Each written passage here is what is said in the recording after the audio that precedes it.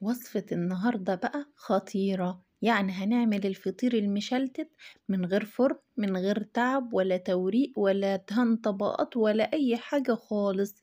في دقايق هتكوني مجهزاه، وطري جدا، أطرى كمان من لما انت بتسويه في الفرن.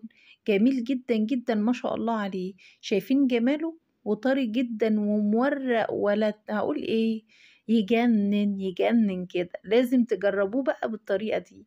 شوية عسل بقى كده وجبنة قديمة، وما شاء الله حاجة تفتح النفس كده، وريحته قلب البيت كله. ندخل بقى على المقادير بتاعتنا. معايا نص كيلو من الدقيق، حطيت عليه نص معلقة صغيرة من الملح ومعلقتين كبار من السكر، قلبناه. هنجيب بقى كوباية من المية، هحطها كلها، وهملى كوباية تانية جنبي كده، هزود حسب ما احتاج. علشان انتوا عارفين مش كل الدقيق يعني مش كله زي بعضه. يعني في دقيق بيشرب سوائل كتير، ودقيق ما بيشربش سوائل كتير. انا حطيت نص كوباية كمان من المية. انتي ممكن تعجنيه بكوباية واحدة من المية، او كوباية ونص، او كوبايتين زي ما اخد مني كده بالظبط. نص كيلو دي اخد مني يعني كوبايتين المية. انت ممكن ياخد اقل او زيادة. شايفة القوام بتاعه هو ده بالظبط. القوام بتاع الفطير يا جماعة بيبقى تقيل، مش زي عجينة الكيكة ولا الكلام ده. انا خلصت وعجنتها كويس جدا. دهنة بقى من الزيت كده، ونغطيها وتسيبها ترتاح نص ساعة كده. هنشوف بقى هنعمل ايه دلوقتي. هنجيب بقى الزبدة الفلاحي بتاعتنا. انا بقى كنت حطاها في الفريزر، طلعتها فكت شوية كده، وبعدين هكسرها كده، وبالمعلقة هقعد اهرس فيها كده لحد ما اخلي القوام بتاعها كريمي زي ما انت شايفاه كده. علشان ادهن بقى بالفطير بتاعنا يبقى طري كده، ما يبقاش، وما ينفعش نسيحه على البوتاجاز نفكه يعني. انا عايزاه بالقوام اللي انت شفتوه ده. طبعا العجين ارتاح معايا، وشايفين ناعم عامل ازاي، حلوة قوي قوي كده. رشة بقى من الدقيق، وهنفرد بقى ايه العجين بتاعنا.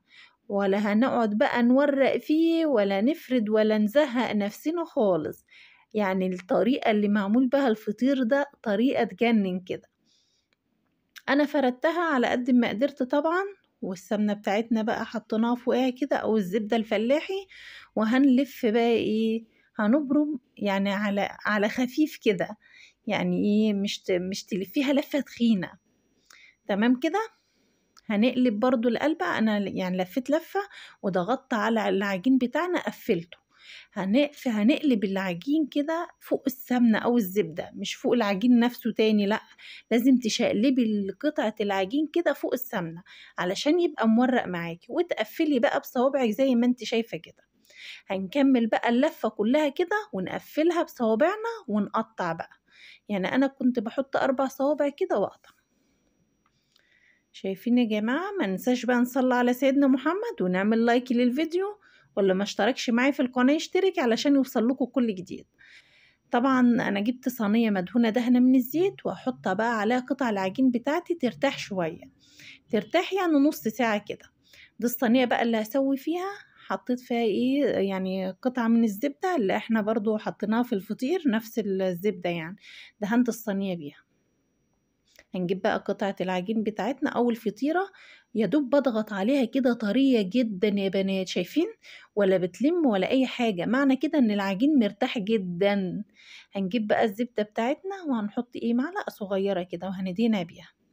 طبعا أنا الفطير ده فطير الطاسة، يعني المفروض بقى هنسويه في طاسة وكده.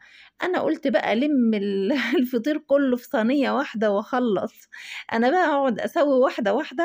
قلت اسوي كله مره واحده وفي صينيه واحده، وايه، على البوتاجاز، ومن غير فرن، من غير اي حاجه خالص.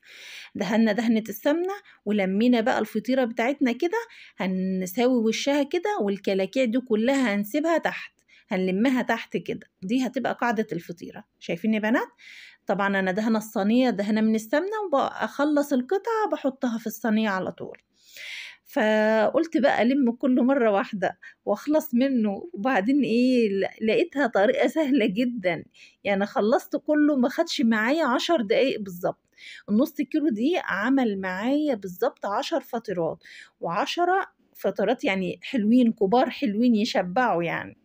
يعني تعملوهم انتوا والولاد كده وتتغدوا بيهم، تتعشوا بيهم، تفطروا بيهم زي العسل. شايفين الفطيرة لميتها كده وأنا ده بقى ايه ال10 فطيرات بتوعي.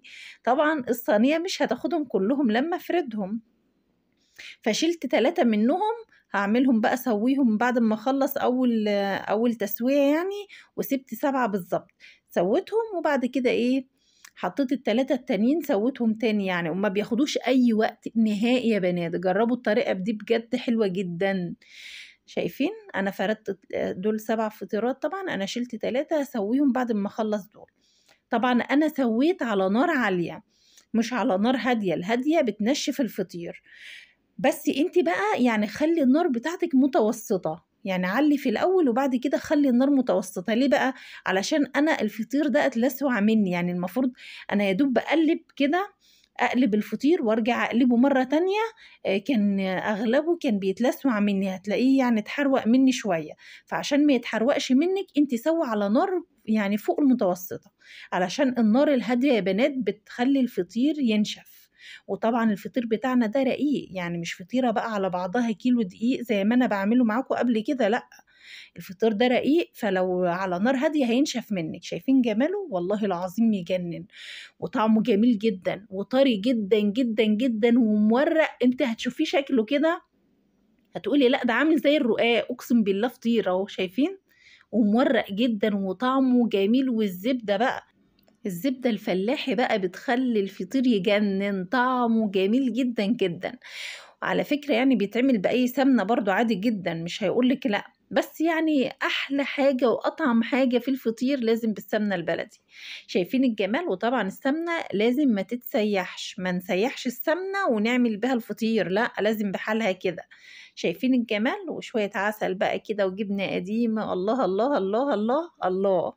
جرّبوه يا بنات، شايفين التوريق؟ يجنن بجد، الطريقة دي فظيعة، جرّبوه بألف هنا وشفا للي يجرّبه.